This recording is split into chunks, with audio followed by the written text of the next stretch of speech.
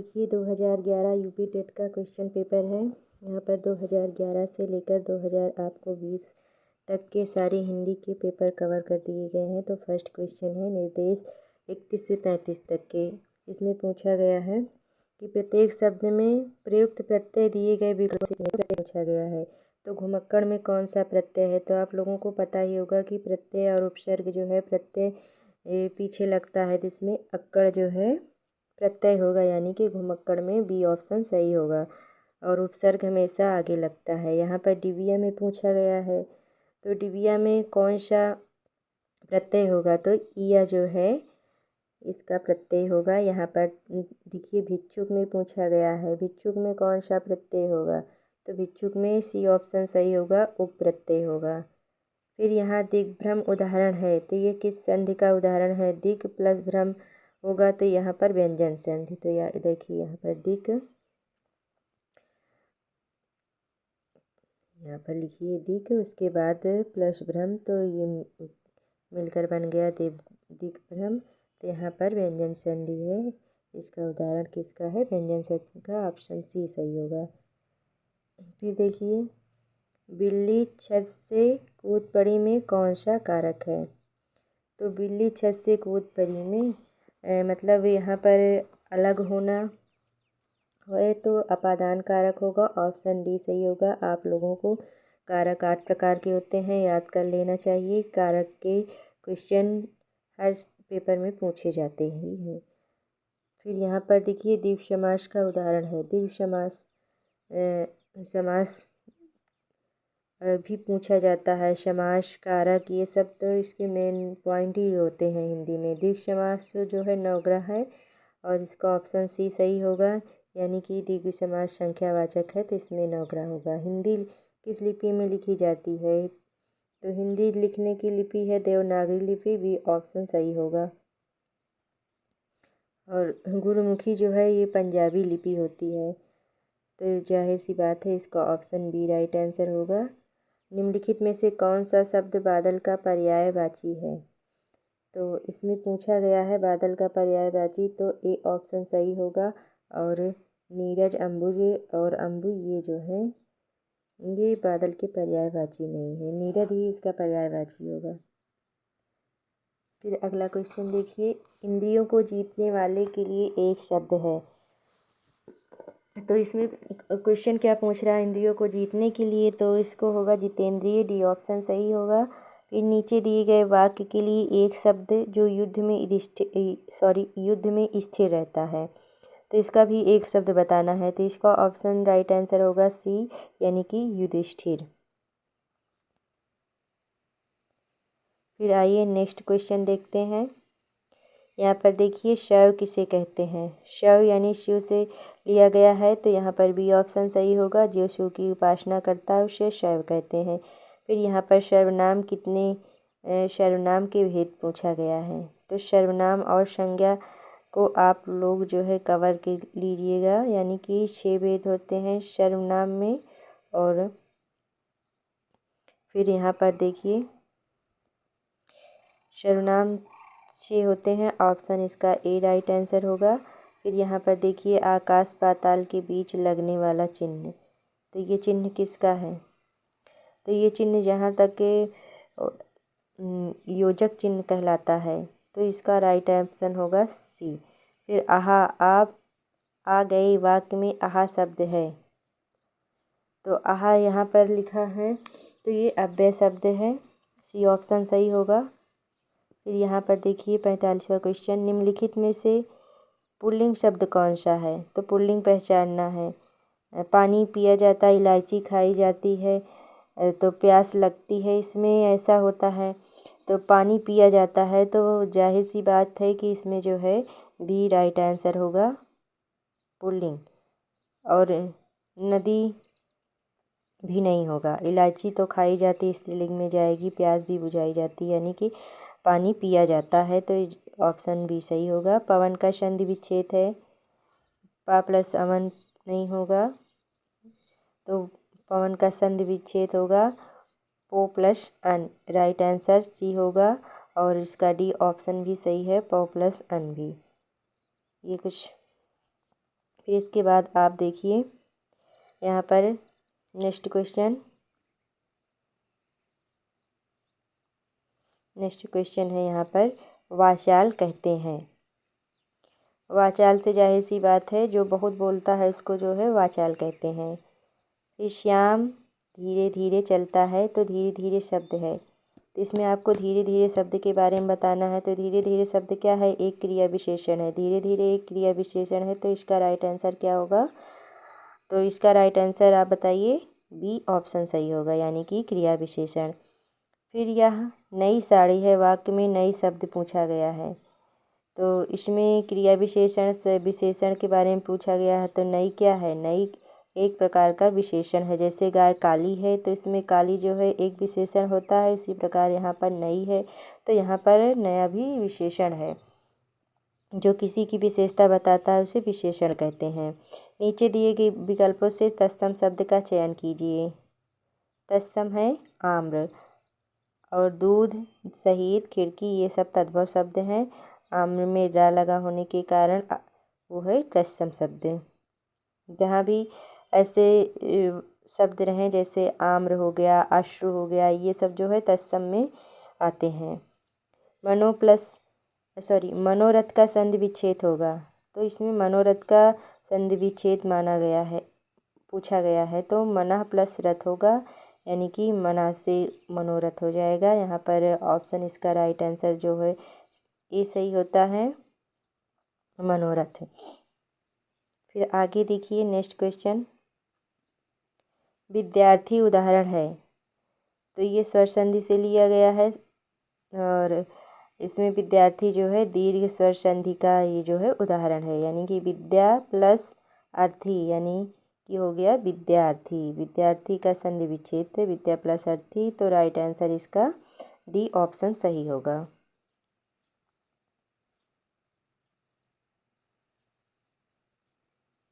फिर अगला क्वेश्चन देखिए। यहाँ पर 53 से 55 तक जो है शब्दों में वर्तनी को शुद्ध का चयन करना है, यानी कि 53 से 55 तक क्वेश्चन जो है यहाँ पर वर्तनी को शुद्ध करना है। तो यहाँ पर अनुषांगिक पूछा गया है, तो अनुषांगिक की शुद्ध वर्तनी क्या है? तो अनुषांगिक की शुद्ध वर्तनी का चयन कीजिए। तो इसका राइट आंसर क्या होगा, आप लोग बताइए, फटाफट कमेंट करिए। तो यहाँ पर अनुषांगिक का राइट आंसर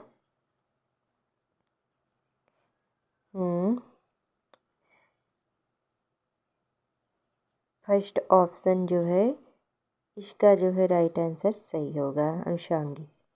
फिर यहाँ पर अंताक्षरी इसमें शुद्ध पूछा गया है, तो अंताक्षरी का राइट आंसर बी होगा, लिखा जाएगा अंत्याक्षरी, यानी कि राइट इसमें जो है अंत्याक्षरी शुद्ध वर्ड है।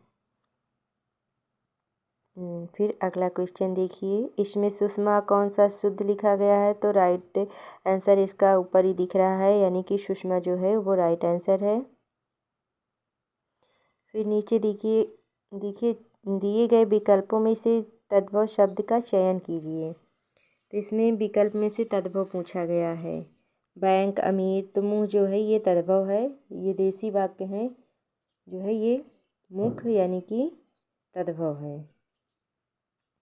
तद्भव तत्सम के बारे में पूछा गया है। अग्नि तो तत्सम है, और यहाँ पर जो देसी वाक्य होते हैं वो तद्भव शब्द कहलाते हैं। निम्नलिखित में से कौन सा शब्द सूर्य का पर्यायवाची नहीं है? सूर्य का पर्यायवाची इसमें पूछा गया है, तो नहीं है, तो राइट आंसर इसका यामिनी होगा। दिनकर, रवि, अंशुमाली, ये सूर्य के पर्यायवाची नहीं, सूर्य के पर्यायवाची हैं, और यामिनी जो है वो नहीं पूछा गया है, तो इसमें यामिनी जो है डी ऑप्शन सही होगा, यानी कि यामिनी इसका पर्यायवाची नहीं है। फिर आगे देखिए नेक्स्ट क्वेश्चन। 58 से 60 तक कुछ शब्द दिए गए हैं, इसमें से प्रयुक्त उपसर्ग को चुनकर लिखना है, यानी कि उपसर्ग को पूछा गया है। तो इसमें देखिए उपसर्ग में अपमान में अप उपसर्ग लगा है, इसका राइट आंसर डी सही होगा। और दुरावस्था में उपसर्ग पूछा गया है, तो दुरावस्था में कौन सा उपसर्ग होगा? बी ऑप्शन इसका सही होगा, दुर।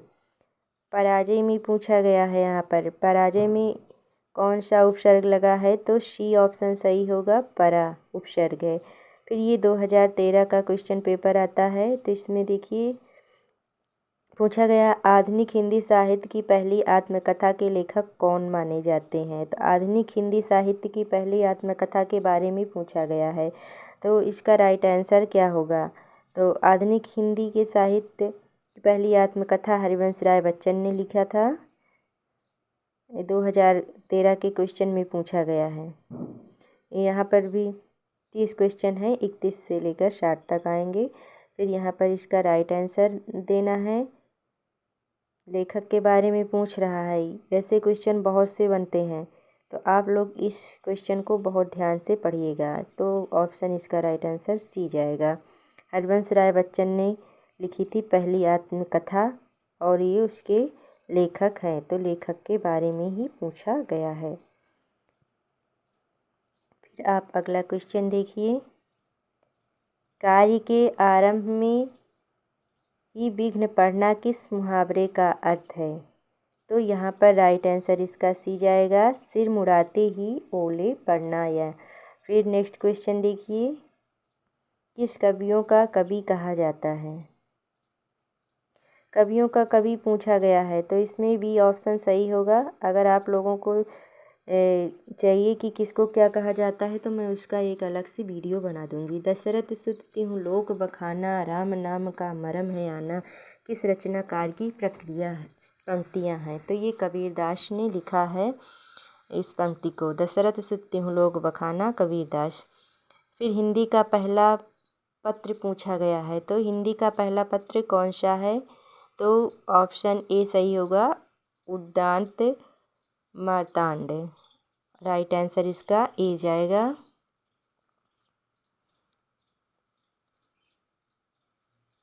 फिर आप देखिए नेक्स्ट क्वेश्चन, अति सुधो स्नेह को मारग है किसकी पंक्ति है। सुधो स्नेह को मारग पंक्ति पूछा गया है, तो इसकी मतलब रचना किसने किया है, किसकी पंक्ति है। तो इसका राइट आंसर जो है डी जाएगा, घनानंद ने की है।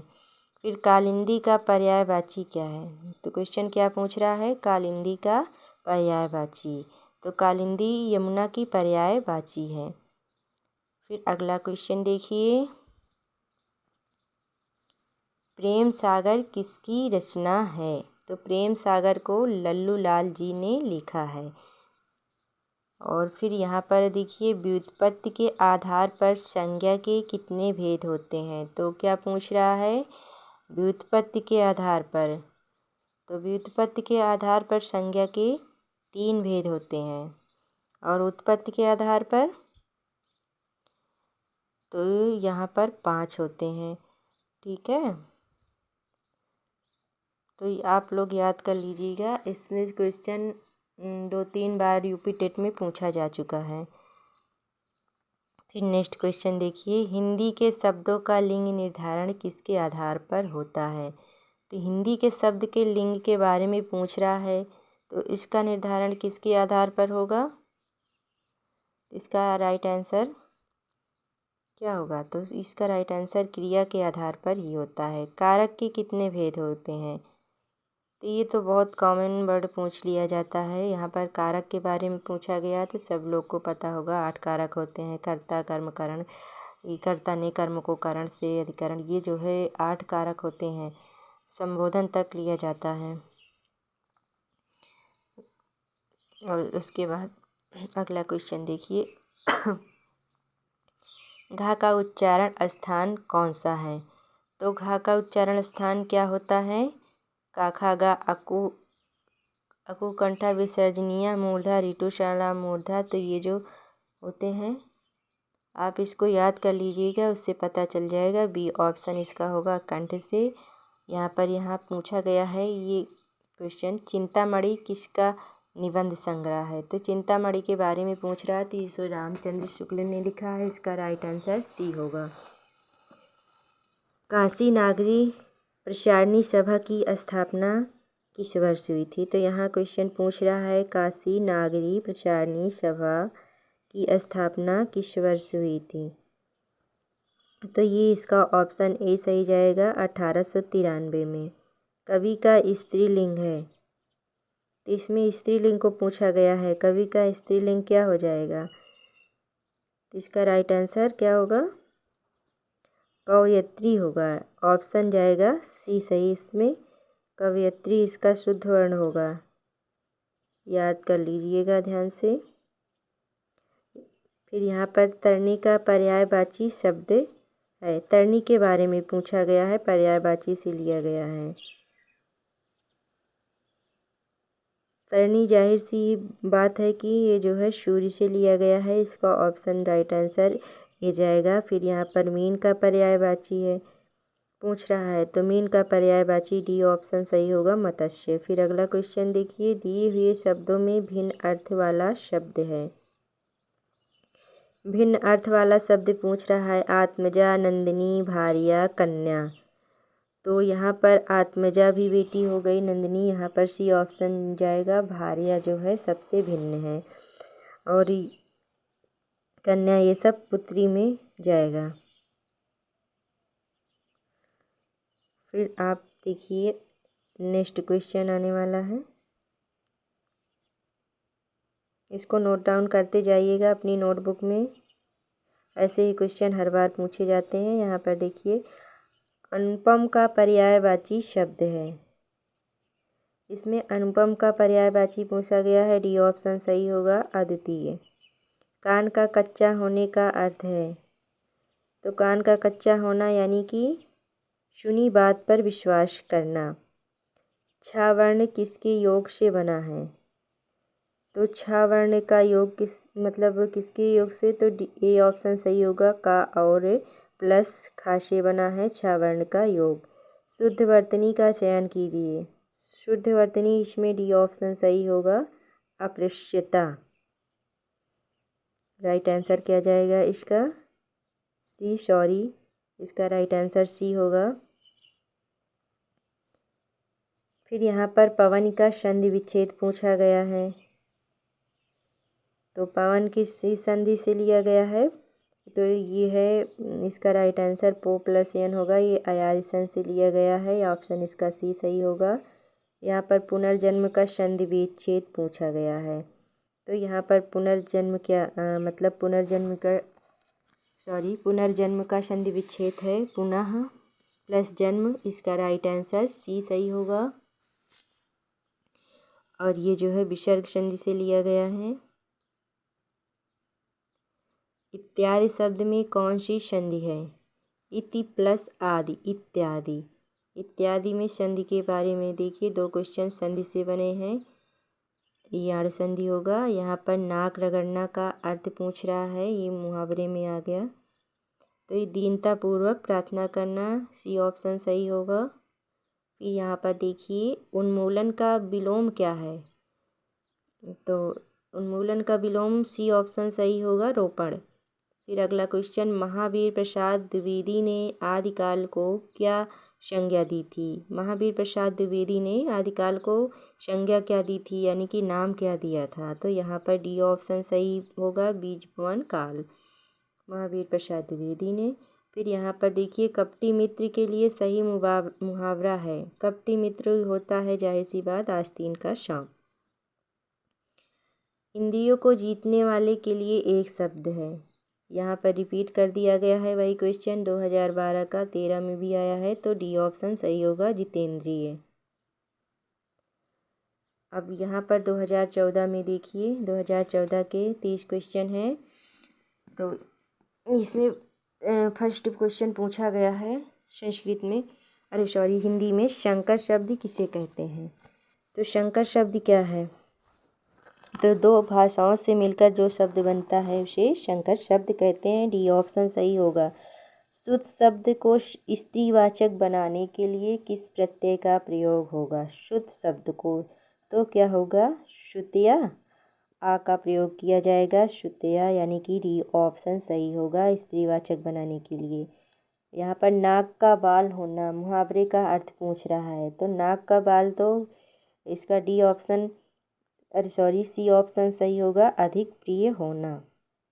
अश्व का पर्यायवाची शब्द निम्नलिखित से कौन सा नहीं है। तो इसमें घोड़े का पर्यायवाची पूछा गया कौन सा नहीं है। सबसे पहले आप नहीं को क्वेश्चन में नहीं का ध्यान विशेष प्रकार से रखिएगा। तो यहाँ पर सी ऑप्शन सही होगा, कटक नहीं होगा। घोड़ा घोटक है जो है अश्व के पर्यायवाची है।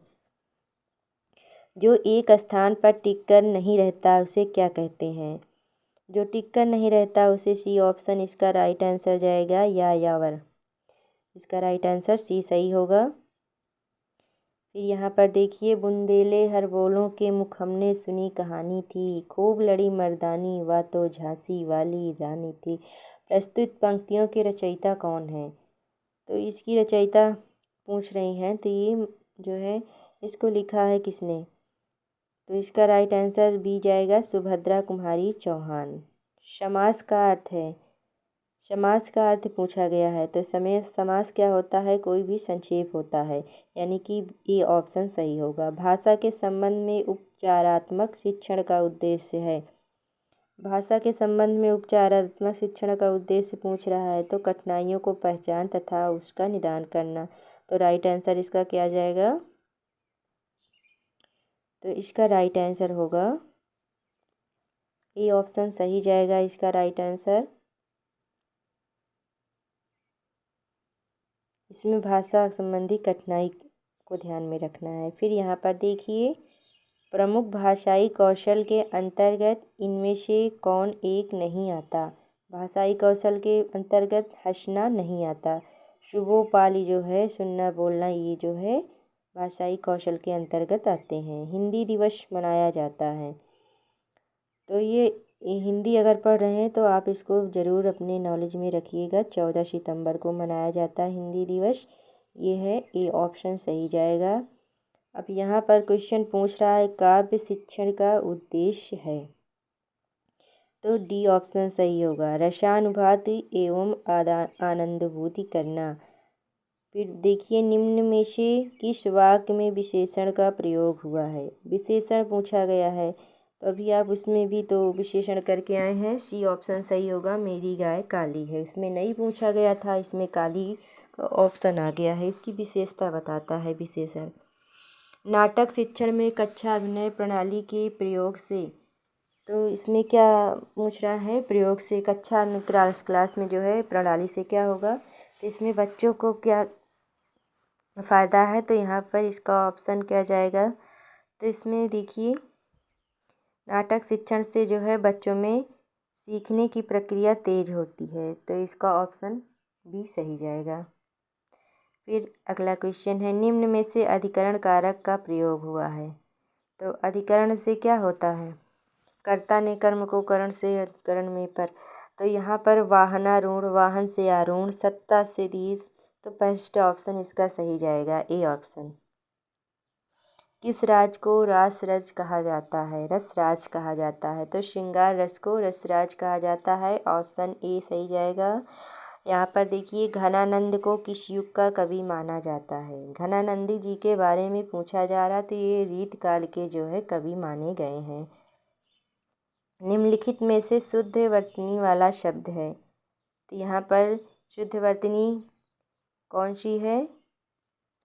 सी ऑप्शन सही जाएगा, आशीर्वाद जो है शुद्ध वर्तनी मानी गई है। राइट आंसर इसका सी जाएगा। फिर को से किस कारक चिन्ह का बोध होता है। कर्ता ने कर्म को। तो को से जो है यहाँ पर जा रहा है किस कारक का, कर्म का। कर्म में जो है सहायक क्रिया को लगती है। सच्चिदानंद हीरानंद वात्स्यायन का उपनाम है। तो इसमें इनका उपनाम पूछा गया है। तो सच्चिदानंद हीरानंद वात्स्यायन आगे, सी ऑप्शन इसका राइट आंसर जाएगा। और सच्चिदानंद हीरानंद उपाध्याय, ये हरिऔध का निराला, सूर्यकांत त्रिपाठी निराला, रामचंद्र शर्मा गुलेरी हो जाएंगे। तो राइट आंसर सी होगा। ये सबके इसमें उपनाम ही दे दिए गए हैं। फिर अगला क्वेश्चन देखिए, बिहारी के प्रसिद्ध हैं। तो बिहारी के क्या प्रसिद्ध हैं। इसमें दोहा बिहारी के अत्यधिक प्रसिद्ध हैं। पुनर्जन्म शब्द का सही संधि विच्छेद है। तो ये ऑप्शन 2011 में पूछा गया था क्वेश्चन, फिर यहाँ पर रिपीट हुआ है, तो ये पुनः जन्म होगा। ये ऑप्शन इसका जो है सही होगा। ये विसर्ग संधि से लिया गया है। फिर नेक्स्ट क्वेश्चन देखिए, शोक किस रस का अस्थाई भाव है? शोक से जाहिर सी बात है शोक दुखी होता है, तो यहाँ पर बी ऑप्शन राइट आंसर जाएगा। सूरदास ने किस भाषा में सूरसागर की रचना की? सूरदास के बारे में सूरसागर ब्रज भाषा में लिखी गई है, तो सूरदास ने इसकी रचना ब्रज भाषा में की है। दोहा में कितनी मात्राएं होती हैं? तो दोहा में मात्राएं कितनी होती हैं? तो यहाँ पर राइट आंसर क्या होगा? दोहा का 24 मात्राएं होती हैं। ए ऑप्शन सही होगा।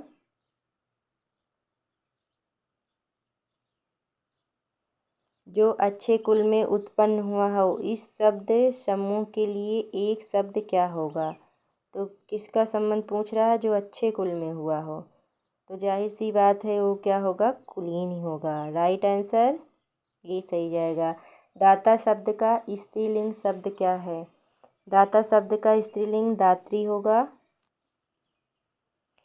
लड़का पेड़ से गिरा में कौन सा कारक है? तो अलग होना के लिए क्या है? अपादान कारक। 3 क्वेश्चन तीनों ईयर में रिपीटेड किए गए हैं, अपादान से लिया गया है। पापी में कौन सा विशेषण है? इसमें पूछ रहा है विशेषण, संख्यावाचक तो है नहीं, तो इसमें सी ऑप्शन सही होगा, गुणवाचक विशेषण। फिर देखिए, नवल सुंदर श्याम शरीर की सजल नीरद सी कलकंती थी, तो ये उपमा अलंकार से लिया गया। बीजक किसकी रचना है? तो बीजक के रचयिता कौन है? ये कबीर दास ने बीजक को लिखा है, इनकी प्रसिद्ध रचना है। ये देखिए फरवरी में 2016 का फिर क्वेश्चन पेपर है, तो यहाँ पर फरवरी में 2016 में हुआ था। ठीक है, यहाँ पूछ रहा अष्टछाप के कवि नहीं है, तो अष्टछाप के कवि के बारे में पूछ रहा है, तो नाभादास, कृष्णादास, परमादंस, नंददास। तो नाभादास जो है अष्टछाप के कवि नहीं थे। राइट आंसर ए सही होगा। अष्टछाप के कवि नहीं है नाभादास।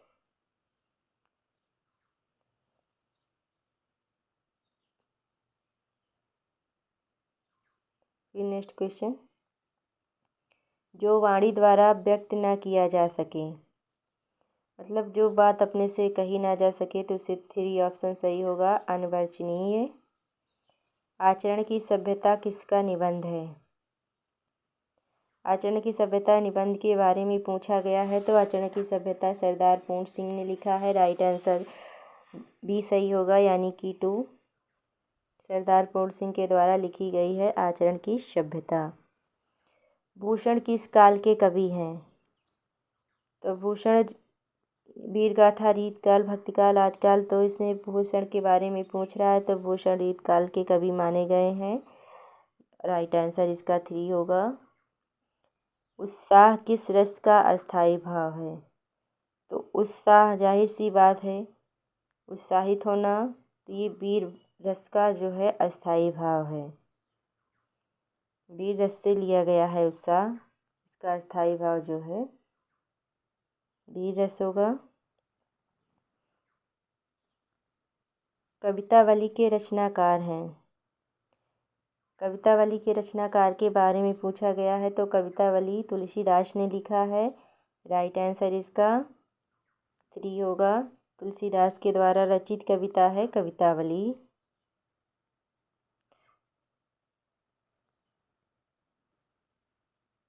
विनय पत्रिका की भाषा कौन सी है? विनय पत्रिका के बारे में पूछा गया है, उसकी भाषा के बारे में पूछा गया है। विनय पत्रिका की भाषा कौन सी है? तो इसका ऑप्शन है ब्रजभाषा। विनय पत्रिका ब्रजभाषा में लिखी गई है।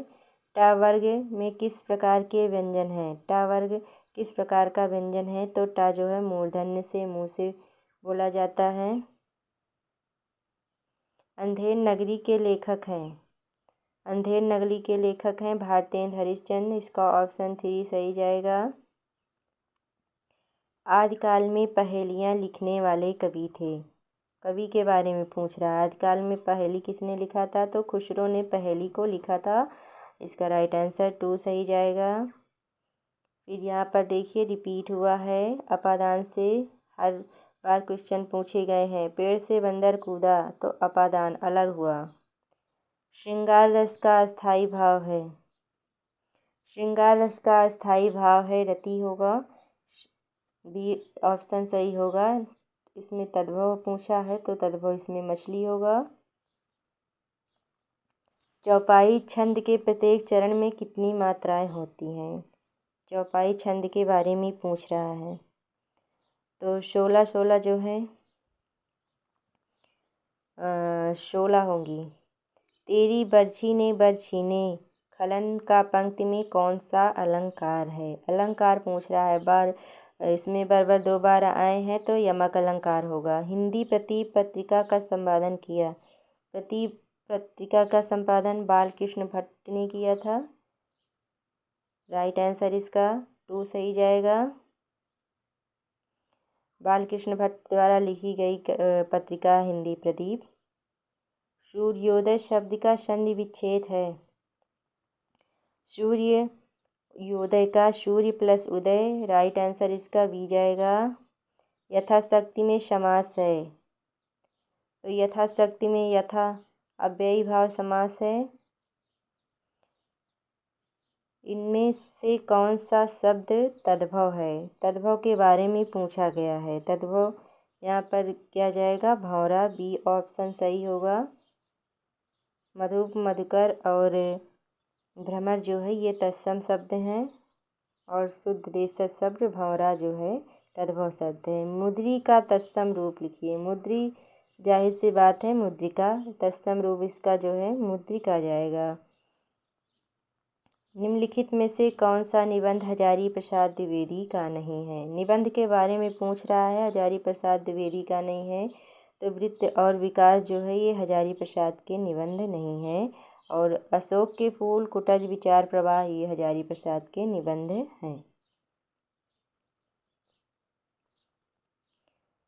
फिर अगला क्वेश्चन देखिए। परमार रासो किसके द्वारा रचित है? तो परमार रासो को जगनिक ने लिखा है। ये जगनिक के द्वारा परमार रासो की रचना हुई है। तो रचयिता कौन हुए परमार रासो के? जगनिक।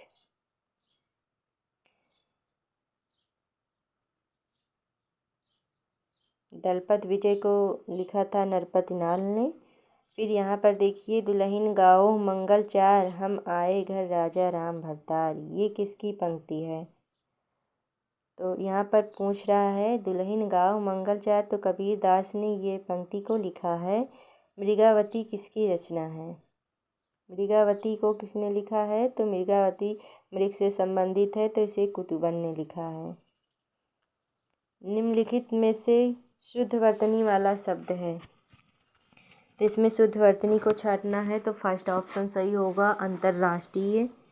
आगे कुआं पीछे खाई का अर्थ है चारों तरफ क्या होना? दोनों तरफ यानी कि दोनों ओर मुसीबत होना। रामचरितमानस की भाषा क्या है? रामचरितमानस किस भाषा में लिखी गई है? तो रामचरितमानस अवधी भाषा में लिखी गई है। और इसको किसने लिखा है? तुलसीदास के द्वारा लिखी गई है। आदिकाल के लिए वीर गाथा काल नाम किसने प्रस्तावित किया? आदिकाल का प्रस्तावित किसने किया है? आचार्य रामचंद्र शुक्ल। राइट आंसर 3 जाएगा। उत्कर्ष शब्द का विलोम है। तो यहाँ पर विलोम पूछा गया है। उत्कर्ष शब्द का विलोम क्या होगा? अपकर्ष होगा। ऑप्शन 2 सही जाएगा। आनंद कदम्बनी के संपादक कौन थे? तो आनंद कदम्बनी के संपादक बद्री नारायण चौधरी प्रेमघन। राइट आंसर 3 जाएगा। फिर 2000 दिसंबर 16 में 2 बार पेपर हुए थे, फरवरी में और ये है दिसंबर का पेपर। यहाँ पर देखिए अभ्यागत में उपसर्ग पूछा गया है, तो उपसर्ग जाहिर सी बात है सी ऑप्शन सही होगा।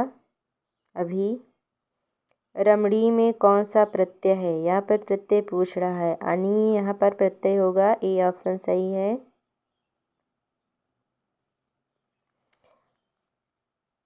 बोरो बौरों शवै रघुवंश कुठार की धार बारन बजी सरथहीं बान की वायु उड़ाव के लक्षण करो अहिता। ये पंक्ति में कौन सा रस है, तो रस पूछ रहा है, तो यहाँ पर रौद्र रस होगा, ये ऑप्शन सही जाएगा।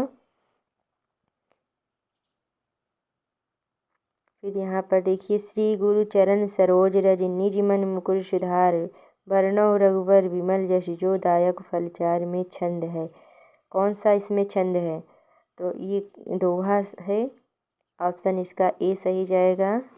दोहा में 24 मात्राएं होती हैं।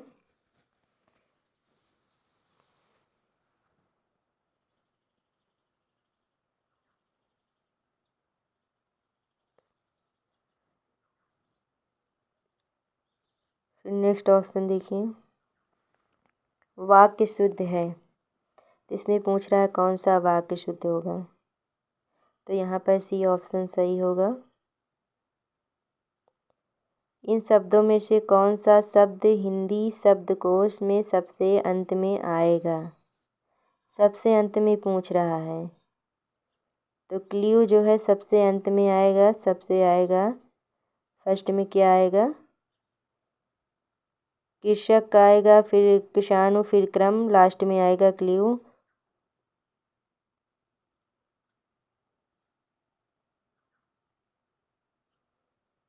चराचरम जगत में कौन सा समास है, जगत में पूछा है, चराचरम जगत में समास से लिया गया है ये क्वेश्चन। ये है द्वंद्व समास। शब्द का अर्थ स्पष्ट करती हुई कौन सा तरीका सर्वाधिक उपयुक्त है, तो सब व्याख्यान के माध्यम से ही है, सॉरी इसमें ऑप्शन ए सही होगा, वाक्य प्रयोग से सर्वाधिक उपयुक्त तरीका है। भाषा शिक्षण की पद्धति नहीं है, भाषा शिक्षण की पद्धति अभिक्रमित अनुदेशन नहीं है, और किंडर मॉन्टेसरी डैक्रोली ये सारी जो है पद्धति है, और ये नहीं है। बालक की प्रारंभिक शिक्षा उसकी मातृभाषा में दी जाए यह मानना है, तो इसको महात्मा गांधी ने कहा था कि बालक की शिक्षा उसकी मातृभाषा में दी जानी चाहिए। व्याकरण शिक्षण के लिए उपयुक्त नहीं है, तो व्याकरण शिक्षण के लिए आपको जो है कक्षा विनय प्रणाली जो है उपयुक्त नहीं है।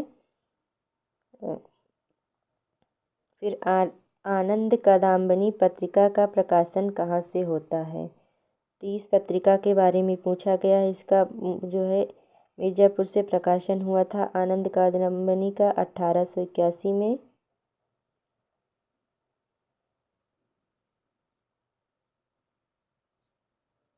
आदिकाल की रचना है, आदिकाल की रचना कौन सी है, तो इसका राइट आंसर डी जाएगा कुमार रासव।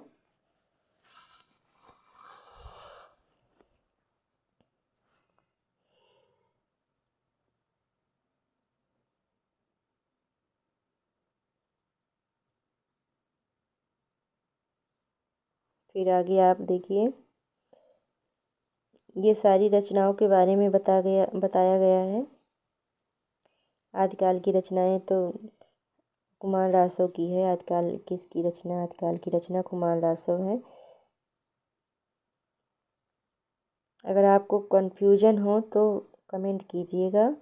हिंदी गद्य शिक्षण की पाठ योजना में उद्देश्य कथन आता है, तो पाठ योजना में उद्देश्य का कथन आएगा प्रस्तावना प्रश्न के पश्चात, तो बी ऑप्शन इसका राइट आंसर होगा।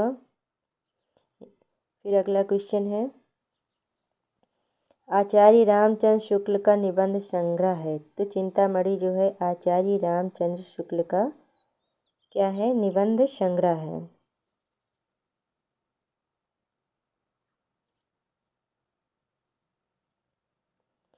फिर अगला क्वेश्चन है राष्ट्रवादी कवि रामधारी सिंह दिनकर को उर्वशी के लिए ज्ञानपीठ पुरस्कार किस वर्ष प्रदान किया गया, रामधारी सिंह दिनकर के बारे में पूछ रहा है उर्वशी के लिए, तो इसमें से 3 क्वेश्चन तो ऐसे ही बन रहे हैं। राष्ट्रवादी कवि रामधारी सिंह दिनकर, इन्होंने उर्वशी को लिखा था और इन्हें ज्ञानपीठ पुरस्कार मिला था, वो भी बी ऑप्शन 1972 में। निरामिष किसे कहते हैं? तो निरामिष का अर्थ पूछा गया है, तो इसका राइट आंसर ए होगा, मांस रहित भोजन को निरामिष कहते हैं। शहद शब्द है, शहद क्या है? शहद शब्द के बारे में पूछा गया है, तो ये आगत शब्द है। फिर अगला क्वेश्चन है, वनिता का प्रयोग किस अर्थ में होता है? वनिता के पूछा, वनिता से स्त्री है, ये बी ऑप्शन है, इसका प्रयोग स्त्री के लिए होता है। मुकुंद किसका पर्यायवाची है? मुकुंद पर्यायवाची किसका है? तो राइट आंसर इसका क्या होगा? विष्णु का है। ए ऑप्शन इसका सही जाएगा। मुकुंद जो है विष्णु का पर्यायवाची है।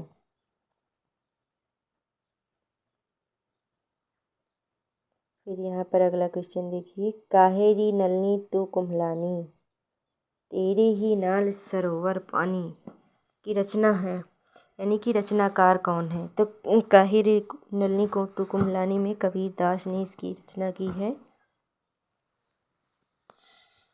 यहाँ पर कबीरदास इसका सही आंसर होगा। फिर करपट का तद्भव रूप है, करपट से जाहिर है कपड़ा होगा, करपट जो है कपड़ा का तद्भव रूप है, डी ऑप्शन सही होगा। निम्नलिखित में वर्तनी की दृष्टि से कौन सा शब्द युग्म शुद्ध है? तो शब्द युग्म शुद्ध पूछा गया है, बारात और बसंत जो है इसका राइट आंसर होगा। अर्ध स्वर है, यानी कि आधे स्वर हैं, या वा जो है ये अर्ध स्वर माने गए हैं, ऑप्शन सी ए सही होगा। फिर यहाँ पर देखिए, चोर की दाढ़ी में तिनका मुहावरे का अर्थ है, तो इससे बी ऑप्शन सही होगा, अपराधी का शंकाग्रस्त रहना। एक बार कही बात को दोहराते रहना वाक्यांश के लिए एक शब्द है। एक बात है उसको बार बार दोहराना क्या होगा? तो ये होगा ऑप्शन सी जाएगा, पृष्ठ पेषण। इसका राइट आंसर सी होगा। ये देखिए आप अगला क्वेश्चन, बुद्धिहीन शब्द व्याकरण की दृष्टि से किस संवर्ग में है? बुद्धिहीन यहाँ पर पूछ रहा है किस संवर्ग से लिया गया है, व्याकरण से, तो ये बुद्धिहीन जो है विशेषण है। फिर देखिए अपादान से फिर क्वेश्चन बने हैं, छत से ईंट गिरी वाक्य में कौन सा कारक है? तो इसमें भी अलग हुआ है अपादान से, यानी कि अलग होना, ये ऑप्शन सही होगा।